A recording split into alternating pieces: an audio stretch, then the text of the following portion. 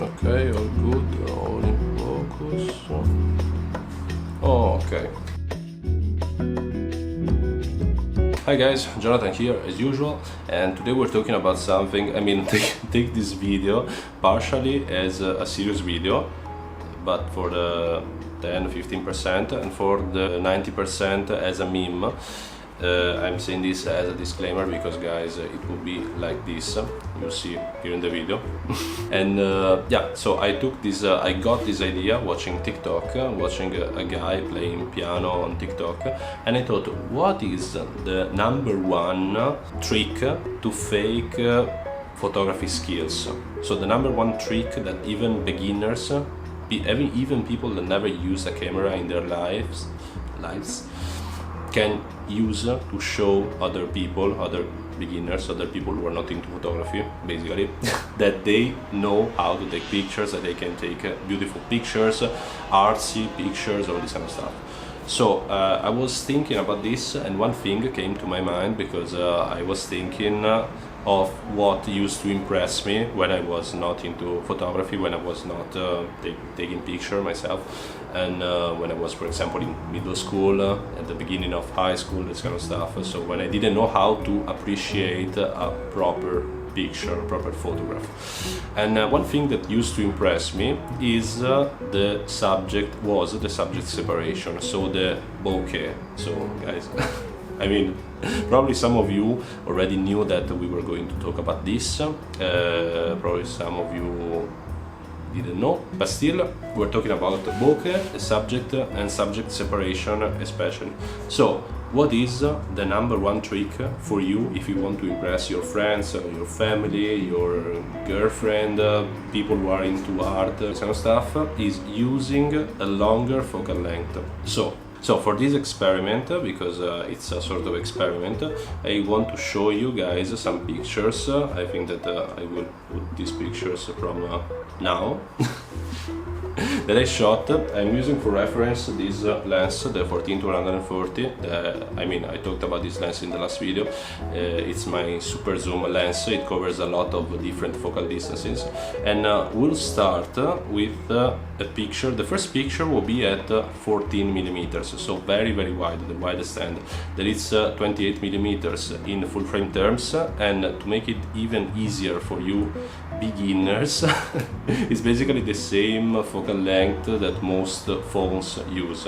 So I will show some pictures taken with this focal length that basically look like Instagram stories. I mean, from the eyes, not from the eyes of an expert, of course, from the eyes of a beginner.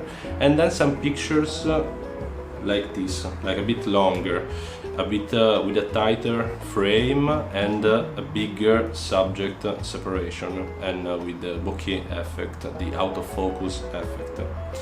And I will put them, I think that at this point in the video I will already shown some examples of these pictures, putting them in comparison to see which ones are more appealing to your eyes. And that's because with a longer, this is a bit of a more in-depth explanation, with a longer focal length you can focus more easily on particular things. So taking details from a place, shooting a detail, a portrait, because it's not only about separating the subject from the background, it's also about taking from all the things that are happening around you, taking only a small portion of these things, and framing it like this, isolating something in particular.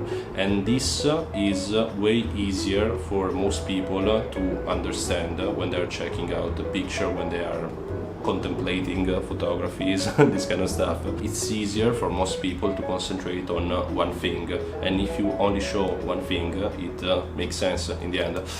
The difficult thing about photography is learning after a period of time in which you practice, in which you shoot basically everything, in which in which you understand how to use your camera, what you like, what you want to get out of photography, and all this kind of stuff.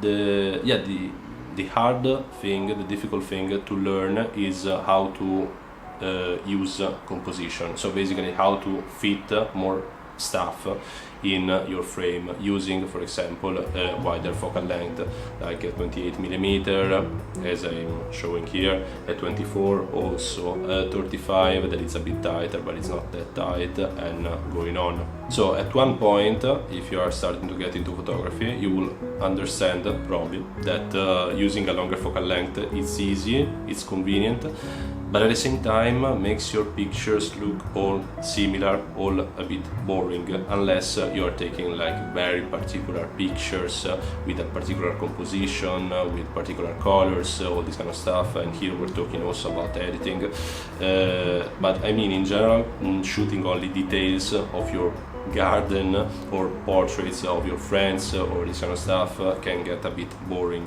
So yeah, it's physiological in some ways at one point to start using wider lenses, to include more elements, to do different things, to include the element of distortion and all this kind of stuff.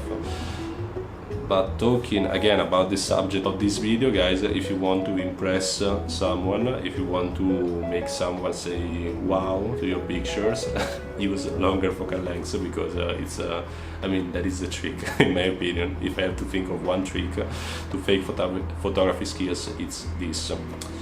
Bonus point if you're shooting in black and white or converting your pictures in black and white when editing them, because for most people it's even more artsy.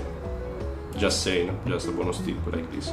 And yeah, didn't want this video to be long for nothing, because it's just this, and I hope that you found it interesting if you're a beginner, if you just started with photography and then you're a beginner, or if I hope that you found it funny if you are more advanced as a photographer. And guys, that's it. Let me know in the comments if you know other like tricks for faking these photography skills, or if you only think that this is bullshit and it's actually true. And yeah, that's it, guys. See you in the next video. Thanks again for watching. If you like this video, as I said before, hit the like button, comment, and let me know your opinions about this, and see you again in the next video. Bye.